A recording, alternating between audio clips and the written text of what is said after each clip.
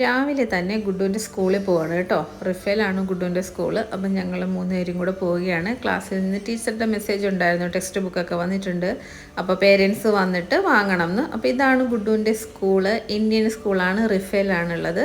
അപ്പം അവന് ഭയങ്കര സന്തോഷമായിരുന്നു അവൻ്റെ സ്കൂളിൽ. അവൻ എന്നും ഇപ്പം വന്ന് ഭയങ്കര അറിയാമല്ലോ, പരിചയമായല്ലോ. അപ്പോൾ അവൻ്റെ സ്കൂളിലെ ഓരോ കാര്യങ്ങളും, ബസ് എവിടെയാണ് നിർത്തുന്നത്, എല്ലാ ഡീറ്റെയിൽസും പറഞ്ഞു തരുമായിരുന്നു കേട്ടോ. അപ്പോൾ ഈ സ്റ്റെപ്പൊക്കെ കയറിപ്പോയപ്പോൾ ഇതുവഴി ഇങ്ങനെ കുട്ടികൾ ഷോൾഡറിൽ പിടിച്ച് പോകും, ഇവിടെ വരുമ്പോൾ നോക്കി അങ്ങോട്ട് നോക്കും എന്നൊക്കെ പറഞ്ഞ് എല്ലാം അവൻ കാണിച്ചു തരുന്നു. ഭയങ്കര എക്സൈറ്റഡ് ആയിരുന്നു കേട്ടോ, ഞങ്ങളെ ഓരോന്ന് കാണിച്ചു തരാൻ.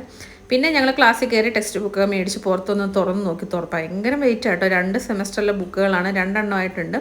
ഭയങ്കര കനമാണ്.